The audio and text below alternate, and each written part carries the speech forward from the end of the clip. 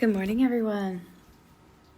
Good morning. Happy Tuesday. I'm going to wait for people to join.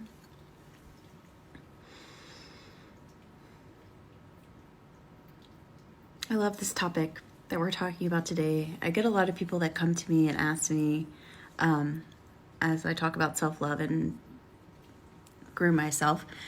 But I do have a lot of people that come and ask me, like, Lilli, how do I feel more love for myself? And it is kind of a surreal thing, I'll be honest with you, talking about this now in this format, going live on Instagram and being okay with messing up or being myself or whatever. But I think by now, we probably do realize that in order for us to have the real connected relationships that we want in our lives, that we do need to feel a certain type of or a certain connectedness with ourselves in order to receive everything that we want, all the joy and the love and the connection and to be seen and to be heard. I think that hopefully, I could be wrong, and let me know what you think about this in the comments. But I think by now we are evolved enough to understand that in order to be able to receive that in our lives and to get those things that we really want with people and deep love, we know that we have to reach a certain point within ourselves. And I think people are there for sure. And I agree. I absolutely agree. You know, you see a lot of Instagram posts out there, in order to receive love, love yourself. And I get that, and I absolutely agree that that is true. The hard part is finding out what that means for us. Because self-love is hard. I think that as women and for men probably as well, and whatever type of cultural background that you come from, I think that, there's a lot of misinformation about what, how you should feel about yourself. I think that for a long time, we have been told that what we are isn't enough from, kind of an overall society standpoint. I think that marketing and companies, they profit from the deep need for us to feel a certain way, to look a certain way, to, to line pockets, honestly. I even, this is a sidebar, but I even think that was even true for college and education as well, but that's a different conversation. But if you want more self-love, my invitation is for you to listen just in the next couple of minutes so I can maybe connect with you a little bit about that, what that means for you. I didn't know what self-love was. I didn't know that self-love, I feel like, is very complex. I'm actually working on a book right now about self-love, so stay tuned for that. But I think it's very complex. It has a lot of different facets from what I've learned and what I've taught and the way that I've grown. It's anything from like agency, like having an autonomous sense of self, to the way that maybe you feel in your body, So I just want to put that out there, that what my perception of self-love may not be your perception, but what I'm hoping with this is that we can start to figure out what the opportunity is for you to figure out what it means for you. Because I think in healing, especially in trauma-informed healing, is that, and one of my coaches, Mastin Kip, says this too, is that semantics matters, which means your experience matters. What happened to you in the past matters. What's happening to you right now matters. The way that you feel right now matters. So I really just want to kind of put that out there in this safe space, in this safe container that we're in right now, is that there is opportunity for you to look at your life and figure out how this fits for you. Yeah. So I hope that helps. So I think that our conception of self-love happens with other people. And that's the hard part. Whether it be from big traumas, little traumas, big abuse, little abuse in the past, not little, but, like big instances and small instances. And message me too if you need more clarification on that, because I really don't want to go into that now, but I'm happy to have a conversation with you about this if it helps you. So there are things that happen in the past with us, to us, about us, for us, around us, that have created this conception of the way that we feel internally about ourselves. And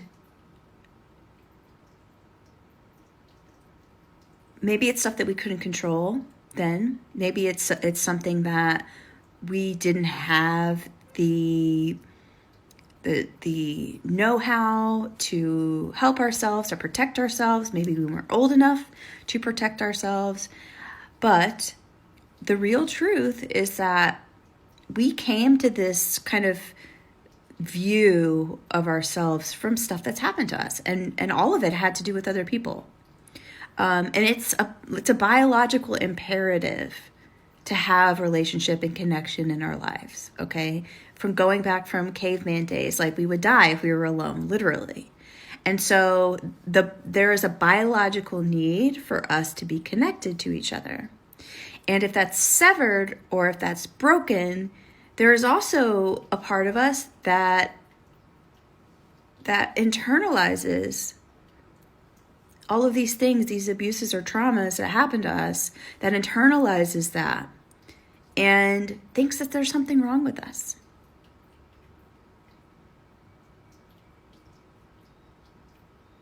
So I just kind of want to let that sit for a minute as I take a little sip of coffee.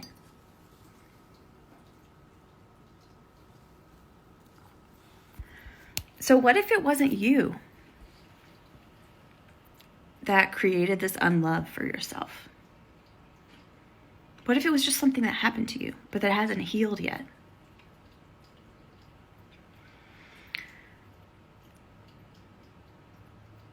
So, and I see this a lot, obviously. I'm on Instagram. I'm pretty active on social media. And in this new kind of, what's the word? This new level of accessibility and visibility here on the internet or on IG, for example, is that we start to attribute what we see in other people to how we love ourselves. So there's a comparison there. And again, I think this stems, it's a deeper root. There's a deeper root there. But my invitation for you is that if you are feeling like you want more self-love, the opportunity for you to heal that part of you that has probably been told in one way or another in different relationships that you aren't lovable is to learn how to heal that part of you that believes that that's true. And to understanding and awareness, and just the willingness to look at your situation differently. Because really, you're not flawed. I'm not flawed. You're not flawed. You, if you're watching this, you are lovable. You're beyond lovable. There may just be some blocks in the way to receiving love. And like I said, I know that there's a deep-seated thing that happens with us, I think, in our psyche when we're starting to kind of awaken and to be aware, is that we know that good and healthy relationships in our lives will be able to show us a little bit, and in a healthy way, how lovable that we really are. It does take coming into self, absolutely, It does take healing those parts of us that think that we are unlovable. But it also takes like healthy relationships and healthy support to get us to a place where we kind of realize, oh, I am actually a really great and awesome and lovable person. And I don't know, I hope that helps. I just want you to see that there is a place inside of you where I deeply believe that can be healed if you want more self-love. And it does happen in relationship. It happens in support. I think that a lot of people do tend to try to heal the self-love wound on your own by doing a bunch of different things that you think is good. People think that that's going to make them feel good. Like whether that be posting, just a happy picture on Instagram and getting love from the likes, which is awesome. But if that's, an effort to try to heal or fill up your love tank, it's probably not doing a great job. So I guess my invitation for you is to find out what self-love means to you. How do you want to feel? To me, it's like being really kind and compassionate with myself. It's being okay to mess up. It's being okay to express myself, to be seen and to be heard in my full spectrum of authenticity. And speaking of authenticity, the opportunity for you to heal, like I mentioned, is really going to be in safe relationship. And I want to offer you an opportunity right now. I do have a program called Align into Authenticity that is taking applications for one more space that I have available. So if you are really wanting and you're ready to step into your true self-love, and you may not know how, but you do know that you need help, I would offer you this opportunity to heal. And as I mentioned, there's only one more space available for this program, and it is closing, unless it's full earlier, it's closing June 23rd. So check my bio for more information on that. But I really want to say that the love that you want, it does start with you, but it also starts in combination with safe support in healing that deeper part of you that really wants to be loved. Like you have to start to love it yourself, but also you have to invite people in that can help you do that. So I hope that helps. I love you. I'll see you next time.